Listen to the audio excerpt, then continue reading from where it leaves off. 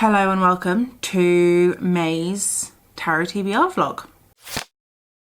We're going to do this a little differently from April because April was a bit of a shit show. The first change I will be making is I will not be picking more than one card up at a time.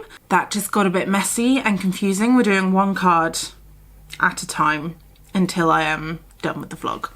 And hopefully that will be a lot smoother. In fact, yeah, that's the only change I'm making, but I'm hoping it will make things much better. So I have already picked my first card and it was the Son of Pentacles. So the Son of Pentacles is read a book you can't remember the plot of without checking it first.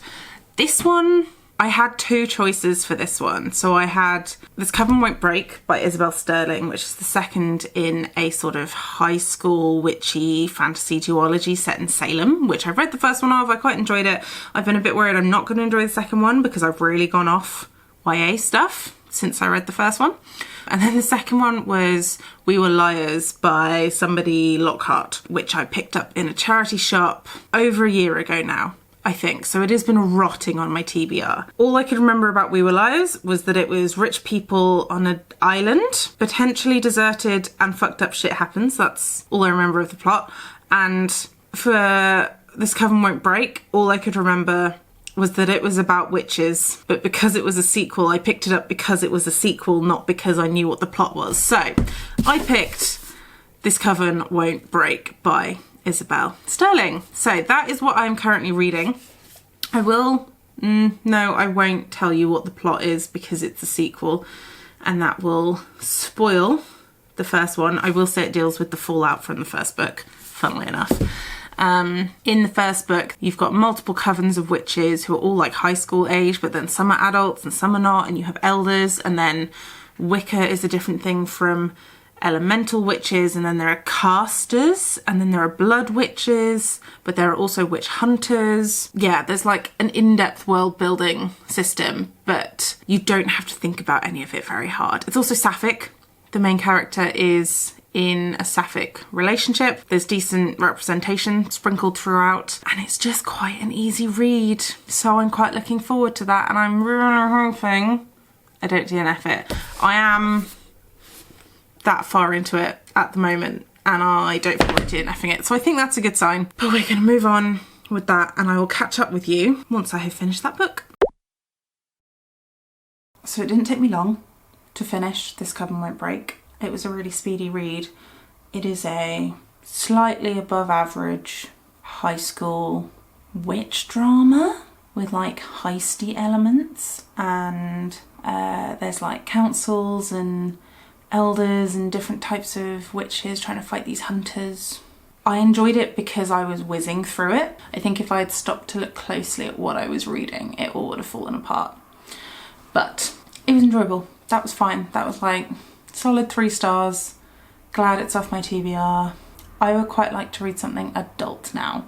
I would quite like to read something that is written for my age group, the nearly 30 bracket. That would be nice. So let's pull a card. I'm not going to do a fancy spread because I am in my bedroom. Kind of wish I had more to say about that book, but I really didn't. It was like watching an episode of like shitty TV. There wasn't much to say about it. And I'm going to pull, oh, okay. That is the 3 of Cups. Oh no. Okay, read the next book you see recommended on TikTok. How strict do I want to be with this? Like, does it have to be someone specifically going, read this book? Or does it just have to be a book that is in a video where someone is talking positively about books? I think I will attempt to read the next book that someone on TikTok, I'm just going to scroll through my For You page until I see someone talking about books. And if they're talking about it positively, I will give it a go.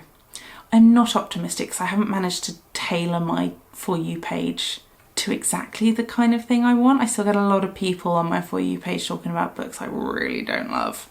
That's a chair. That's a plate.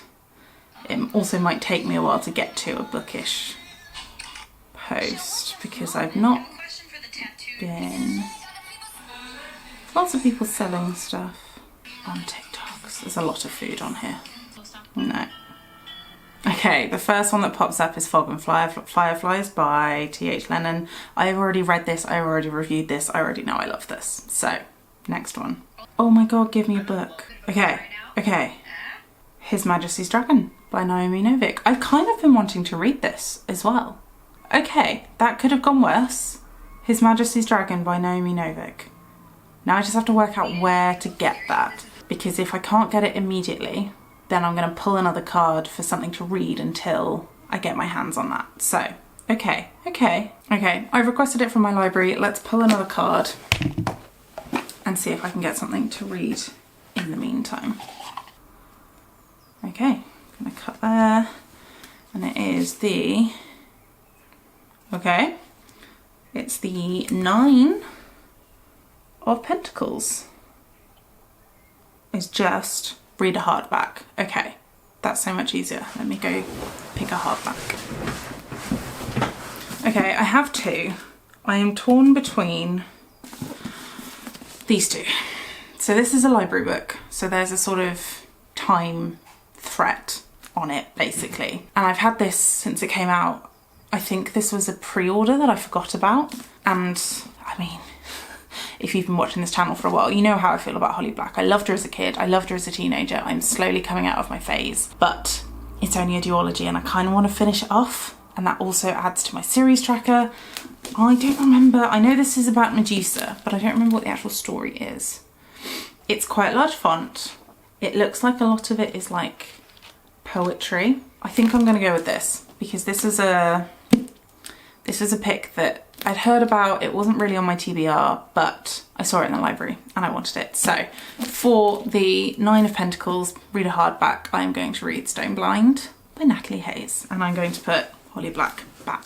I'll catch up with you when I finish either Stone Blind or Her Majesty's Dragon. So I said I was going to read Stone Blind by Natalie Hayes for the hardback prompt. I got 4 or 5 chapters in and I hated it. So I've read Greek myth retellings before.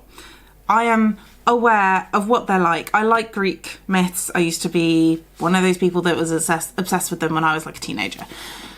This felt like they took the myths and they turned it into, like, it almost felt like it was trying to be like chick lit, like funny, like light-hearted, but they're actively talking about Zeus raping people and trying to make that light-hearted. There was just a real disconnect by my understanding of the myths and the gravity and the seriousness of what happens in those myths, because we're talking about Medusa, like this is heavy hitting content.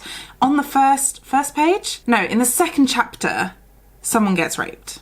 I'm pretty sure it's Medusa's mother. And then for every chapter that we talk about Zeus and Hera thereafter, which is like every other chapter, we're talking about how Zeus is just going out and raping people, which is the basis of most of the myths. But if we're telling this in an adult way, why does it feel like I'm reading Gossip Girl? Why does it feel like I'm reading Bridget Jones's Diary? Like, why does it feel like I'm reading about that when you're telling me about sexual assault? I just don't think this was handled very well. I wasn't impressed. I didn't particularly like any of the characters. There were a couple of moments that I thought were like, oh, that was a good piece of writing. But overall, I really wasn't impressed, and I'm really glad I got this out from the library because now I can just give it back. So that was disappointing. So then I was like, okay, I'm not going to do what I did in the last video with the Tarot TBR and just pick another prompt when one doesn't work out. So I'm going to pick another hardback, and I am going to try Prisoner's Throne by Holly Black, because that was the other hardback that I talked about. I got through the very chunky prologue and the first chapter before deciding that I've had enough of Holly Black. I am not in a space where I want to read this. I don't know if I'll ever be in a space where I want to read this, but because it's Holly Black and because I have all the rest of her books, I'm going to keep this. I'm going to put it on my shelf, and then it's there if I ever get the urge to reread, because I had that with Book of Night. I hated it when I first read it and I DNF'd it. And then last year I suddenly had the urge to reread it and I actually quite enjoyed it. So I think there's a possibility I will come back into the mood where I want to read Holly Black, but it is not this video. So this is a DNF as well. I would call it a soft DNF. I don't usually do soft DNFs, but I think this is a soft DNF. So that's great. And then I was left trying to pick another hardback. I only have like 3 or 4 on my shelf. So I decided I was going to pick up Witch King by Martha Wells. I've been really, really excited for this release since I heard about it. This is about Kai, and it says, after being murdered, his consciousness dormant and unaware of the passing of time, while confined in an elaborate water trap, Kai wakes to find a lesser mage attempting to harness his magic to his own advantage. That was never going to go well. But why was Kai imprisoned in the first place? What has changed in the world since his assassination, and why does the Rising Worlds coalition appear to be growing in influence? Kai will need to pull his allies close and draw on all his pain magic if he is to answer even the least of these questions. He is not going to like the answers. So it's about a Witch King, funnily enough, who is released from this water trap and is discovering what happened to put him in that trap. But it's not just him, it's him and one of his friends. And they're mentioning other people who may or may not have been involved, and there's a real sense that like something hinky's going on. So I'm intrigued straight from the start. They have already adopted a little orphan girl, which I love, and that was like from page 2. So far, I'm really liking this. So I think this will tide me over until His Majesty's Dragon comes in at the library. So that is where I'm at. I will check in with you when I have somehow concluded this read. I really hope I don't DNF it because I'm enjoying it so far. Hi, I'm just dipping in to say that I'm really worried I'm gonna DNF The Witch King. I am 80 pages in at the moment, and that's in like two or three sittings of reading. And it's just not hitting the way that I wanted it to. And I think the issue is there was not enough about the story in the blurb, because it tells you literally like what happens in the first 2 chapters, and then it's just sort of vague about the rest. So I wasn't really expecting the world that we're being presented with, and I wasn't really expecting the characters that we're being presented with. And it's just nothing like I pictured in my head. So I'm trying to get over that hurdle, and I was just starting to enjoy it when she chucked in a flashback chapter. And I actively do not care about this Witch King's childhood, and I fail to see why it's important. Like, it seems to be done in a sort of, here's how the world works in these communities that I'm just sort of chucking names around and I'm not really understanding if they're nouns or verbs. But I think there had to be a better way.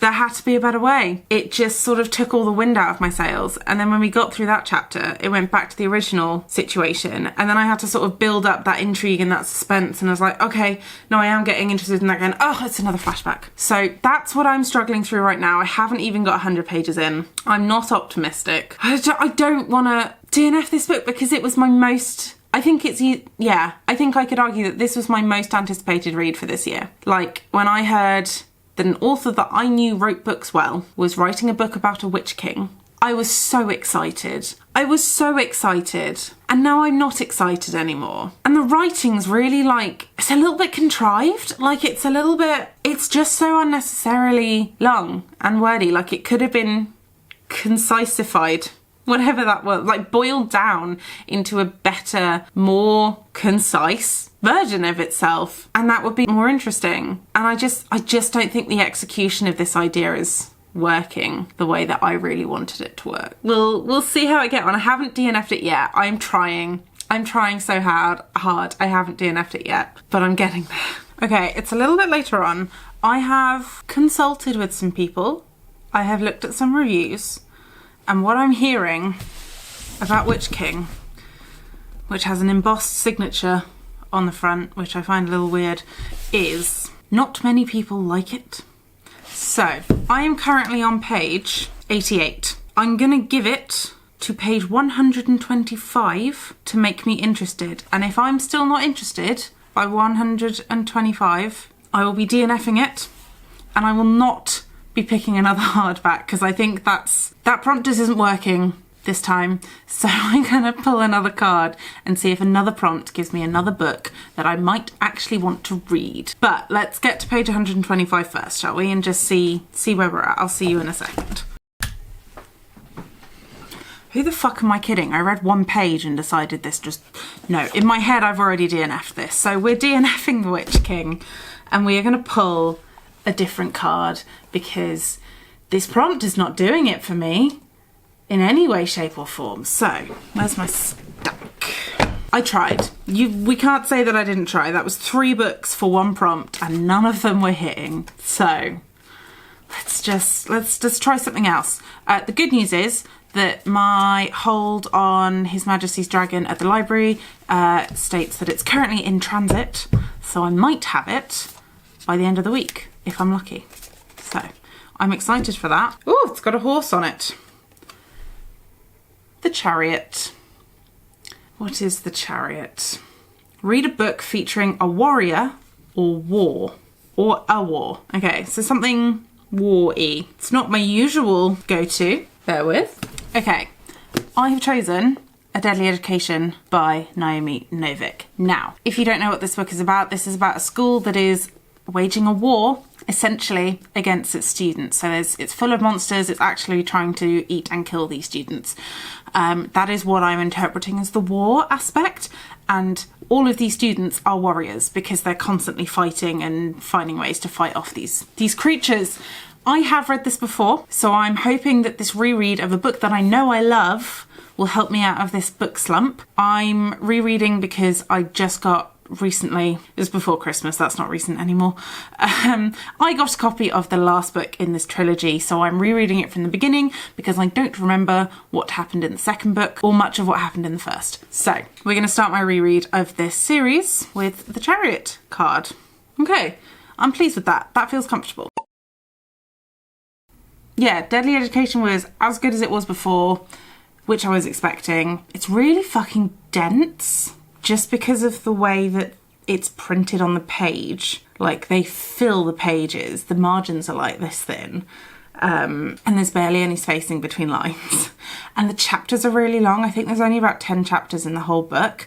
And I really like fast-paced chapters. I feel like it's like a good breathing point in between like scenes and stuff like that. So I struggled a bit with that because I quite like finishing at chapters and then being able to pick up at like a fresh start, if that makes sense. So I struggled a little bit. I still really enjoyed the content, but I don't know if it's because I'm older and I've grown or I'm just feeling a bit hormonal at the moment. But like, that's a really sad and angry book. For the first like 50% of that book, Elle struggles so much and she's so like angry and miserable and everyone else is horrible and the whole situation she's in is horrible and she has no say in it. Like, that was really getting me down.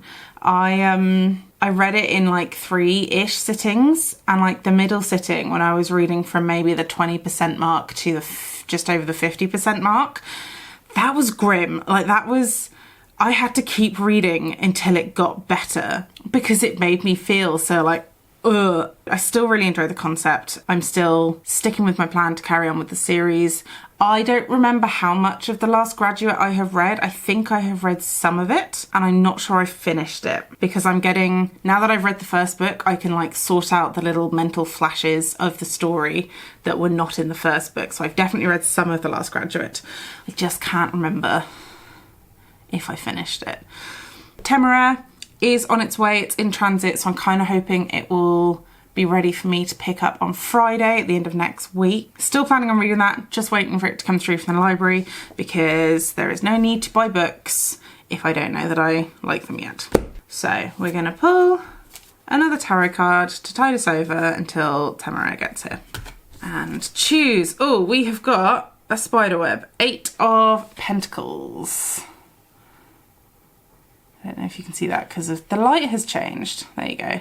8 of Pentacles. What is the 8 of Pentacles? Now, Pentacles is generosity and worldly possessions. Number 8 is, oh, read the prettiest book on your 2024 TBR. Okay, now because it said 2024 TBR, I'm going to take that as my whole digital TBR, not just the physical one. So I'm going to look up all the covers on my TBR and see which one I think is the prettiest. Okay, I like that. That's a cool prompt. I approve of that prompt.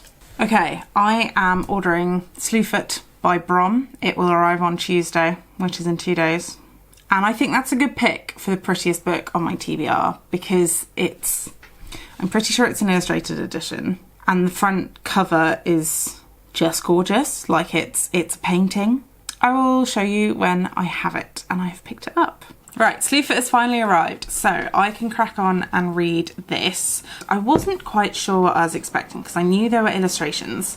In this version, there's like 3 or 4 illustrations in the middle of the book. Oh, there's more than that. They're all really cool. They're all things I would absolutely want framed on my wall. Oh, that's just so pretty. I think half of me was sort of expecting a graphic novel, but I've never, just because of what I've heard, and I know that he's an illustrator, but this book feels somewhere between like a coffee table book and a story. So I'm hoping the story is actually as good as the illustrations, but I will catch up with you when I have read Slewfoot by Brom. This is also the oldest book on my TBR. I looked it up on Storygraph. This has been on my TBR for the longest time, so I'm really glad we're kicking this off the list. I think I found one of my favourite books of the year, which is so nice to be able to say after the shitty reading slump I've been in.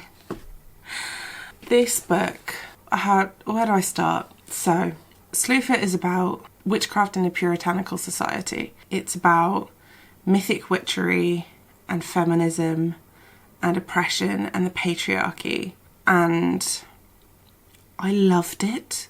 I'm not normally one for sort of the puritanical witch trial setting because they tend to just make me angry and upset.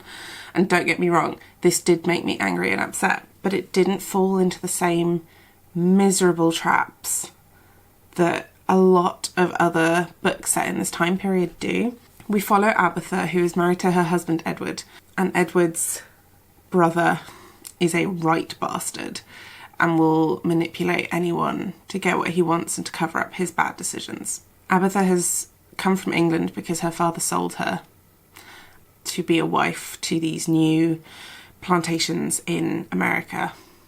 They're not plantations, just like puritanical societies. Yeah. So she was sold into marriage, but she and her mother dabbled a little bit in witchcraft. They call themselves cunning women. So she makes charms for people around the village, and she's just trying, her and Edward are struggling to get out from under Wallace's thumb. In the meantime, we have this creature, this life that is brewing in an old cave not far from Abatha's farm. We're introduced to these demons, there are 3 of them, and then eventually we are introduced to Slewfoot, who is a goat god, essentially, who walks around on all 4s, and he's a local myth, a local legend. But there's also some mystery tied up around his background and how he's come back and why he's back and who he is and how he came to be. Following those threads, they weave together into what is the juiciest revenge story I have ever read. Would highly, highly recommend this if you want something that feels like historical fiction with mythological fantasy elements intertwined. The mythic witchery in this is just delightful, and I just loved it. I'm inclined to call it a perfect book, but I also think I'm a little bit biased because this is the best book I've read in about 2 months. So give me a couple of weeks and then I'll come back and let you know if this still feels like a perfect book to me. But it's just so good. There was something about the reading experience of having just a wider book, which feels like an art book anyway because of the shape. The beautiful illustrations, because there are 8 illustrations in the middle of all our titular characters. So you have a very exact idea of what they look like. And something about just the width of the pages and the fact that the page numbers are on the side and not at the bottom. And our chapter headings. Chapter headings are all illustrated. Just all of that adds to the feeling that this book is just a work of art. And I'm just so pleased, and now I want to read everything by Brom. I'm so pleased I enjoyed this, and I implore you to give it a go. It's a little bit pricey. This copy cost me about £13.50 for a paperback, but it's because of the illustrations. It feels like an art book, and I think you should all give it a go. Where are we at? This is where we're at the moment with prompts, which is so much cleaner than last time. Temeraire is still in transit and I haven't had any update. It was coming from quite a long way away, so I'm not optimistic it's going to be here by next week. But that leaves us with a whole week, because today is Sunday and I won't be able to get to the library till Friday. And I don't even know if it'll be there by Friday. So what we're going to do, we're going to pull one last card for this coming week. And then if Temeraire hasn't arrived by Friday, I'm just going to call it quits and just say it didn't arrive in time. Maybe I'll do it for next Tarot TBR instead. I will still read the book, don't get me wrong. It just might not be in this video. Yes, so let's pull one last card and see what we get. I've done it again. You're sitting on the cards.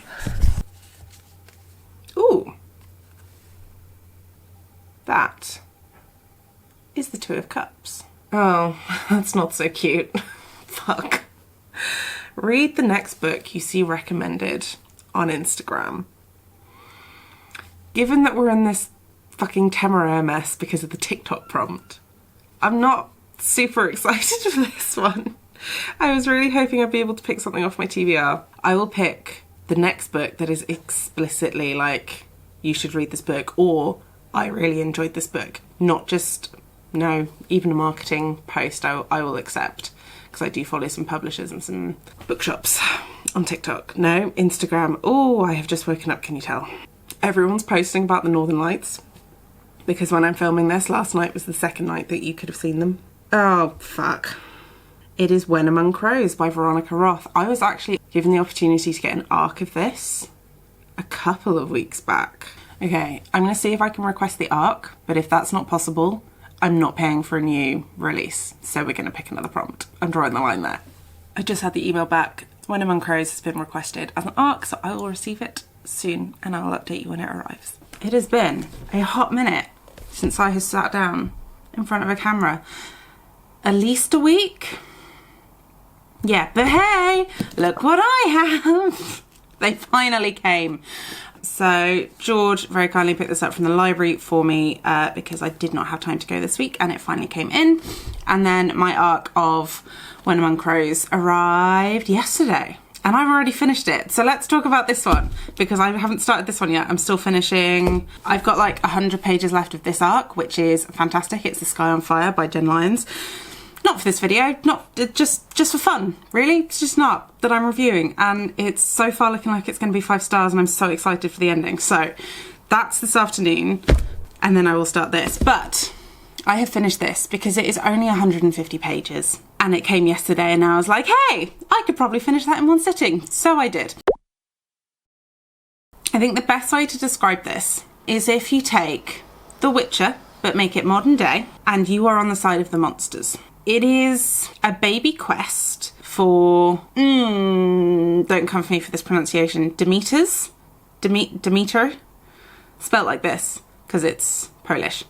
He is trying to find Baba Yaga, and he enlists the help of a Zmora, I think is how you pronounce it, the nightmare witch kind of person, called Alla, and then they also run into Nico, who is a male version of a Striga. I am not Polish, I do not speak Polish, I'm very sorry for those pronunciations. I recognise all of the spellings from The Witcher, but that is as far as my like understanding goes. I did enjoy this. I think it's worth reading, I think it's good. I'm really disappointed it was a novella, because I think there is such a cool world here that I really wanted to see more of. And I think because it was a novella, it was really fast paced and it didn't need to be. And I think it would have benefited from taking more time to not rely so heavily on flashbacks. Sorry, I've just seen that Peter Jackson has blurbed this book. Sorry, ADHD moment. Anyway, more excited to read this now. It's set in Chicago, it's set in modern day. And it's literally just this quest to find Baba Yaga. And there are a couple of cool reveals at the end. There is suspense, there is tension. The characters are quite well fleshed out, despite it being only 150 pages. I wouldn't say it's a particularly diverse book, but it does focus very heavily on Polish culture and Polish law and mythology, but surrounding Polish immigrants in America. I think overall it's a good read. It is a good story. I would recommend it. It's definitely an adult book. It's not YA, which I was worried about.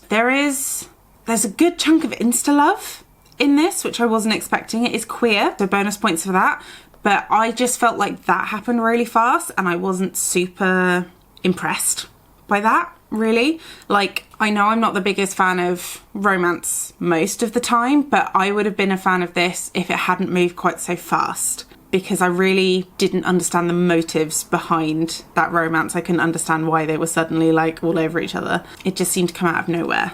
I loved the writing. I loved the world building. I loved the way that we moved through the city. I think like setting wise, it was really cool. We start off like the first chapter follows Aleshi through moving on its annual pilgrimage from the park that it normally lives in to a church, where a noon wraith brings this fern, this flower that only flowers once a year, to the altar, and Aleshi is there to protect it, but Demeter is there to take it. And that's how everything kicks off. It's all about this fern, this plant that has like cool properties, and you can see it, he's holding it in the little picture. Yeah, overall I would recommend this book if you like Polish mythology and those kind of creatures. And it's not a heist, it's just a little quest. And there's definitely a sense of like unease between all three characters, because none of them are really telling each other who they really are or what they're really up to. There's a lot of like secrecy around the quest, but I think overall it just would have benefited from being longer. There are certain scenes. There's a underground fight club scene which I really wanted to just be longer. I wanted more context. I wanted more introduction. I just wanted it to go slower, which is not something I generally say about books, but I think, yeah, I did enjoy it. I will say there's a number of quite horrific, gory elements, so just watch out for those if that's not your thing. But otherwise, a pretty good book. Pick it up. And I will catch up with you when I have finished this. And then we will end the video, because that's too many books. And this has gone on too long. I've been filming this video for so long. But I will say, it's been a lot more successful than the last one, apart from that one prompt where I DNF 3 books. But apart from that, it's been pretty successful and I'm quite pleased. Oh, this lighting makes me look like a ghost because I have no makeup on. That's fun. I'm here to round off this vlog. I have DNF'd His Majesty's Dragon after all that time waiting for it. I tried it, I read the first 85 pages, so I gave it a good go. I think it is probably a good book for some people. I am just not part of that crew. It is about dragon riders fighting in the Napoleonic Wars. And aside from the dragons, it seems like Naomi Novik is trying to make it as historically accurate as possible, which I appreciate. Turns out I just really don't care about the Napoleonic Wars. There are no women in it either, which is my big, like, I'm just not interested. Temeraire the dragon is pretty cool. I like the way that Naomi Novik has chosen to portray dragons in that series. I quite like Lawrence as a character, but I just don't feel very invested in any of the characters enough to keep reading. I just don't feel like the intrigue is there, or the suspense or the tension, because all I knew about the book going in and all you find out in the blurb is that he finds this dragon egg and attaches himself to this dragon when it hatches, which is Temeraire, and that happens. And then the rest of the plot is very vague, so I don't really know what I'm still reading for, because the bit that sounded interesting to me happens in the first chapter, and now it seems like he's going off to try and train to be part of this aviator crew, but they don't really want him there, and people look down on him because of the way that he came upon Temeraire and bonded to him. And I just, the intrigue just really isn't there. There's no suspense, there's no tension. I don't think it helped that I've just come off of finishing The Sky on Fire by Jen Lyons, which is an absolutely phenomenal dragon book. And I think this is just a bit of a letdown. So I think this book is for some people. I am just not part of that crew. And we are going to end the vlog here. So this is where we're at with all the books. I'm going to say that was quite a lot more successful than April. I had 2 absolutely stellar 5-star reads that I felt really passionate about, which was Slewfoot and Sky on Fire. I keep forgetting I didn't read Sky on Fire for this vlog, but it was so good. I keep mentioning it anyway. You should go read that book. Yeah, overall, I'm still having fun filming these, so I'm going to film another one next month. I hate doing the spiel where you say please like and subscribe and all of that shit, but it does really help the channel. So if you did enjoy watching this video, do hit the like button. If you do want to see more of this kind of thing, I'm going to do it every month, so hit the subscribe and you will have those videos popped into your subscription feed. And yeah, I post videos every Sunday. They are always bookish, mostly reading. Sometimes I do some writing content. But yeah, thank you very much for watching. If you've made it all the way to the end, drop a dragon emoji in the comments if you have nothing else to say. Have a lovely day and I will see you next Sunday.